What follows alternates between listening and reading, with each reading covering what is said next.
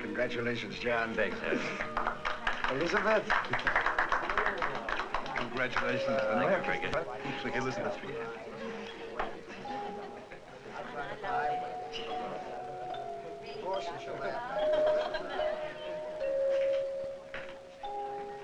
Beautiful, isn't it?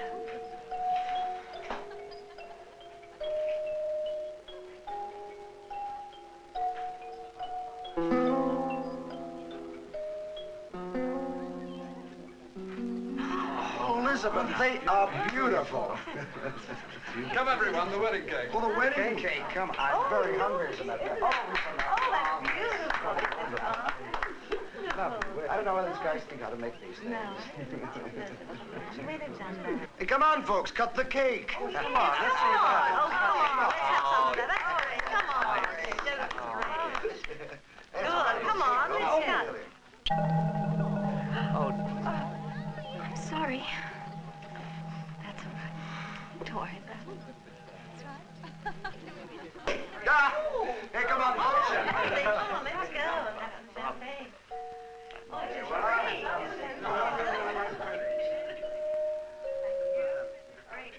Bride and groom.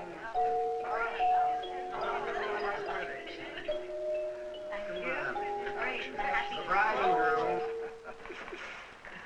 well, She's a wonderful woman, John. I'm sure she'll make you very happy. I've been very happy. Marci and I for the last 4 years. Oh, sure. But you need a wife, and Marcia needs a mother. And your corporation needs its senior vice presidents to be married. Well, Harris, she is a wonderful woman. well, Marcia does need a mother.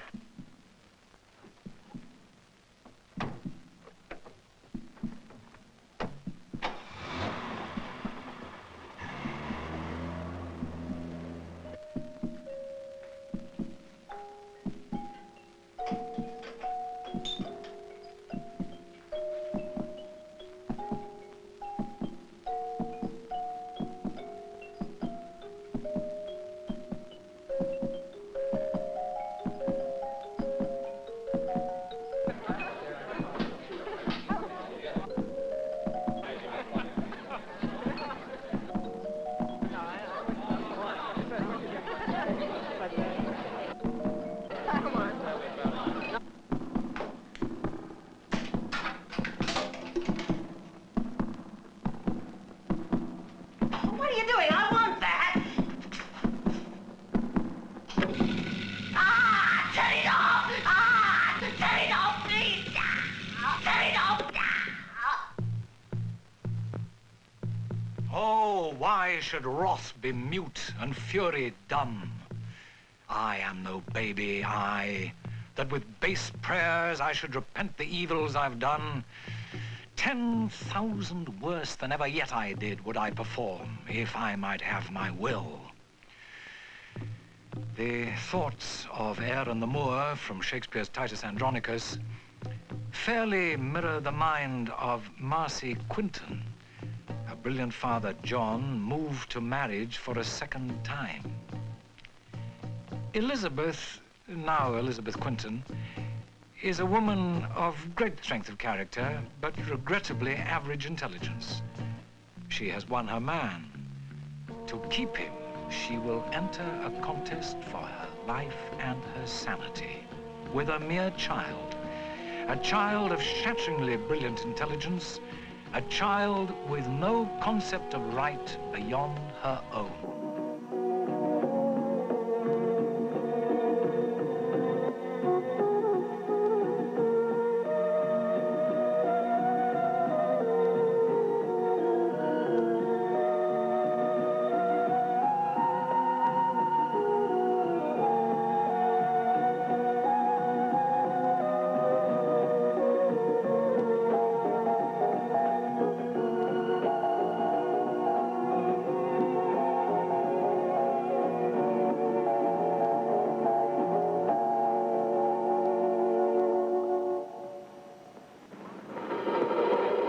Marci Quinton, brilliant, a flaring light on intellect, calculating, vicious, determined that none but she would ever share her father's love.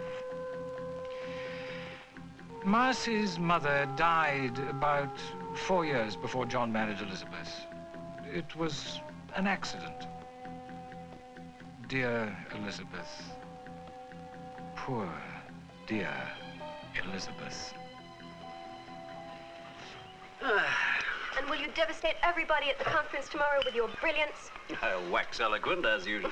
Would you like some fresh coffee, though? No, I haven't time, really. How I envy you two. Quiet life in the country. Well, I suppose somebody's got to solve the world's problems. And you solve them better than anybody, Daddy. And I can't keep the world waiting. You look after Elizabeth. See you tonight. We'll take good care of each other.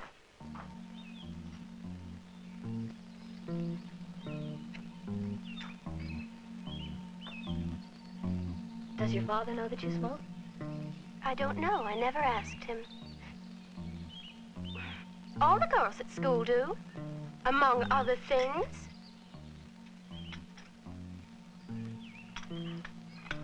Just a minute. I'm not finished. I would like some hot coffee. Very hot. Look, Marci, I know that it must be really difficult for you to accept this marriage, but I'd really like to be friends.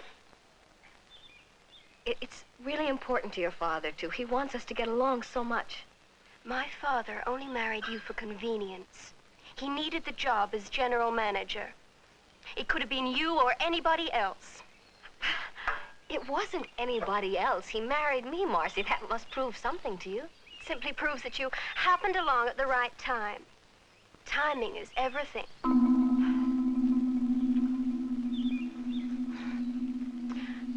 I would also like a clean cup. Please don't act this way with me, Marci. You want to hit me? Go ahead and see what my father says to that. I had no idea that you felt this way.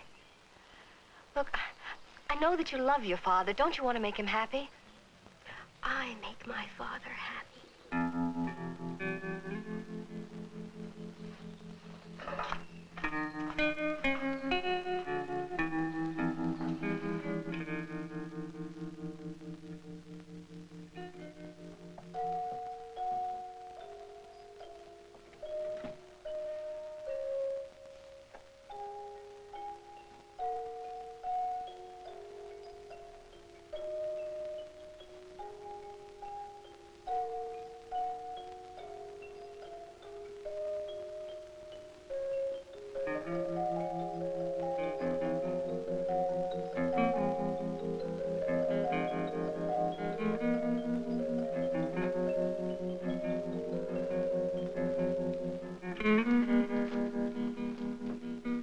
What are you doing in there, Marci? Oh, I was just borrowing your mirror.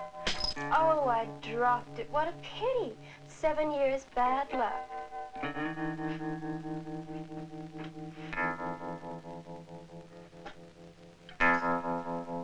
Hey, Dad, can I help you with your typing now? Oh, Elizabeth's already offered to lend a hand. Oh, aren't you lucky? How about a game of chess? Not tonight, Princess. Okay, I get the message. Hey, don't forget, you promised to go riding with me tomorrow. Don't let Dad work you too hard now. Night, Dad. Night, Princess.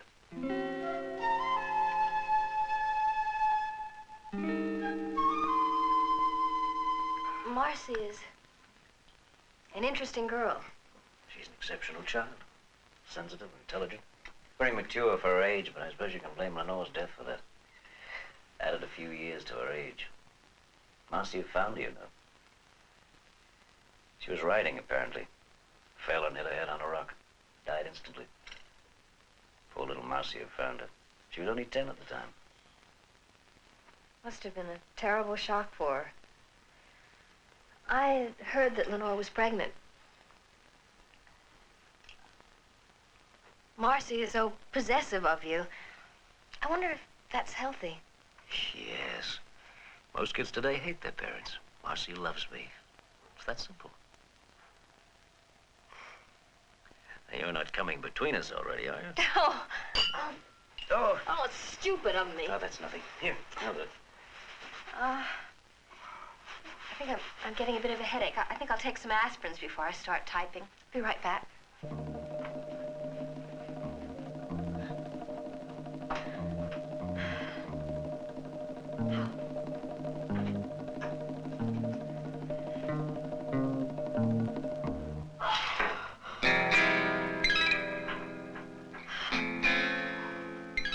nothing there now. I'll get you a drink. But I saw it, John. I know what I saw. I didn't imagine things. Well, it's certainly not there now. Here, drink this. It'll help you sleep. No, thank you. I don't want it. Just give me a moment, and I'll do your typing for you. No, it's more important that you sleep. I can do it. John? Do you love me? Of course I love you. Take it easy. I'm so glad we got married.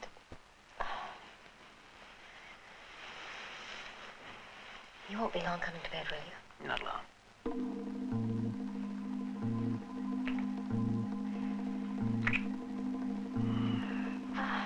Don't work too hard.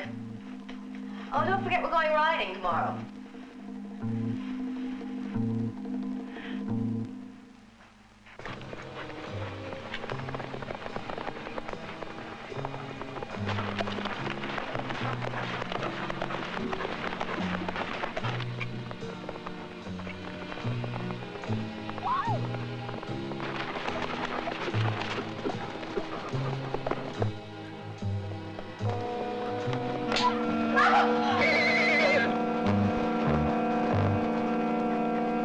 Accident. She did it on purpose, John. I'm sure of it. I could have been killed. That's an incredible idea. I should never have discussed Lenore's death with you. I can see what an effect it's had. But I'm not talking about me. I'm talking about Marci. John, listen to me. There's something terribly wrong with her. I tried to talk to her and help her, but she won't let me get near her. Look, Elizabeth, I'm interested in facts, not wild assumptions. I don't know what's come over you. You know how I hate petty intrigues and jealousies. Lenore was the same. Always worried that I loved Marci more than her. I thought you were different. John, please take me with you. Please. Look, I've told you I have too hectic a week. It's lectures, meetings, conferences round the clock. I'll be under a great deal of pressure. Now, if you really want to help, you stay here with Marci. She hates me. You don't seem to understand that. Oh, look, that's ridiculous. Why, just last night she told me how worried she was about you. She said that? Yes. I'm beginning to think she's right. I always thought you were such a stable person.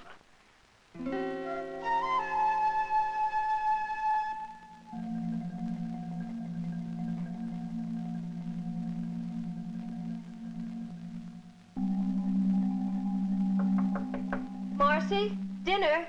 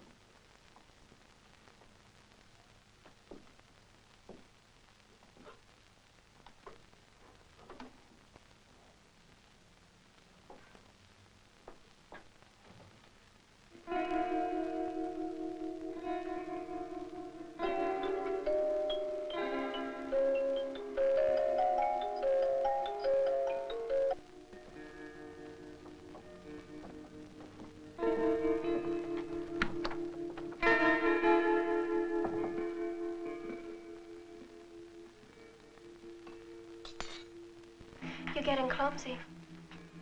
Mind if I start? I'm ravenous. What's the meaning of this masquerade? Look at you. Marci, you... What is your father going to say about this? My father would probably say that you are losing your grasp on reality, Elizabeth, which is exactly what is happening. To use a popular term, you are cracking up. Why do you hate me so much? If you love your father, couldn't you accept me for his sake, knowing that he loves me and wants me in the house? My father only wants you to satisfy a prudish business problem. He really only needs me. I love your father, Marci. Can you understand that? Can understand that? I will not tolerate it. There is no place for you here. Do you understand that?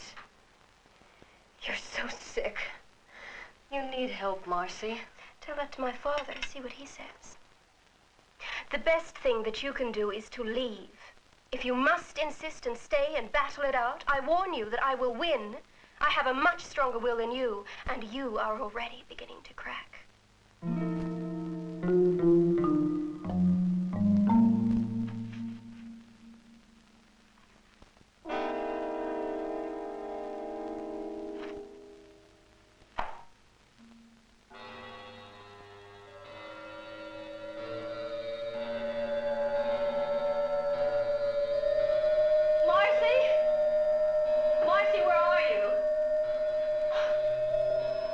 Marci?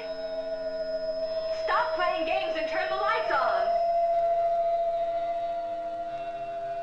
Marci, do you hear me? Turn the lights on.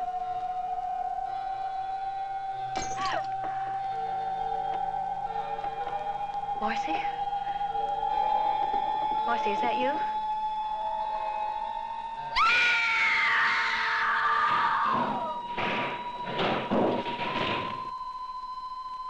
Looks like we blew a fuse.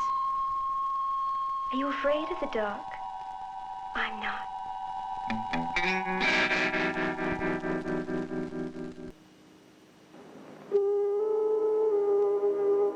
I came as soon as I could. Oh, John. What about the conference? I'll only miss a day. I'll fly back tonight. That is, if you're all right. Oh, I'm fine. No broken bones or anything. Just a bit of a shock. It's a stupid thing to have happened.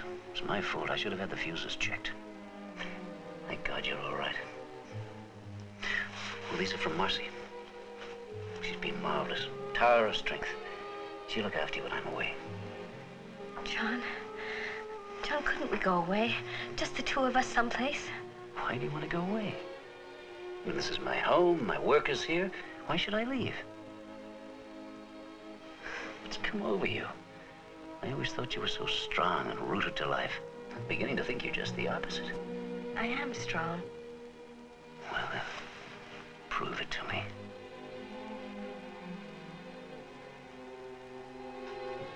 All right.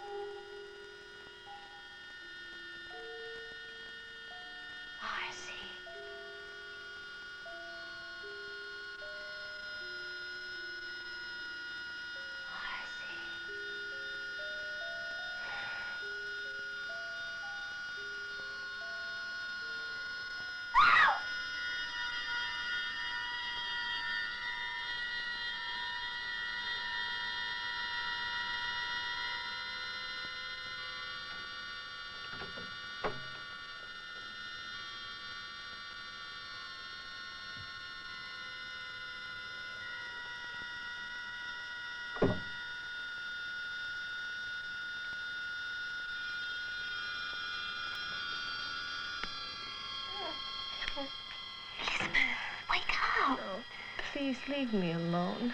Please. Just now in my room. I don't care. I don't care anymore.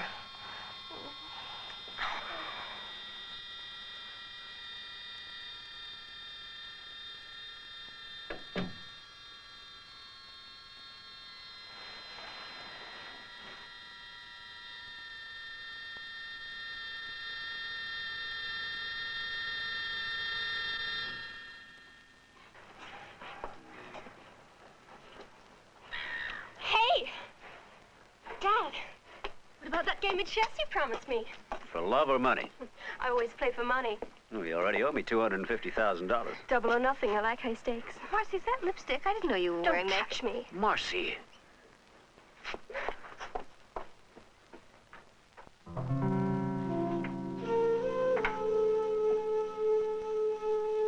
You're slipping, Marcy.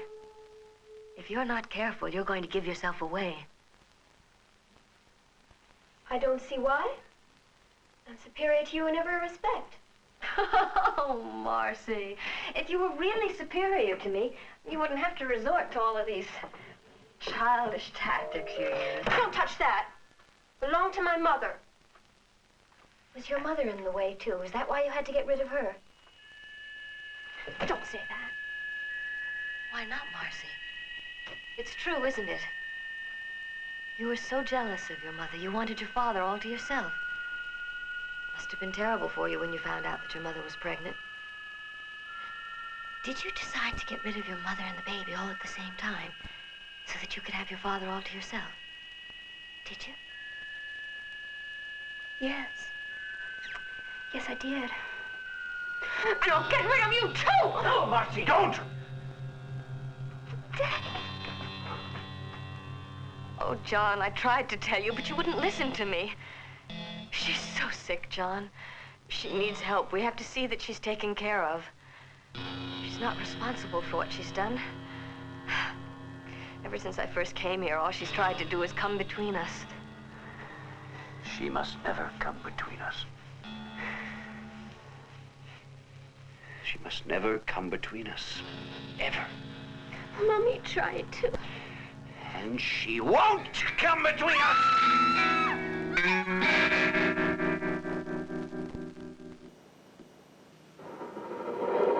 John Quinton was a brilliant man.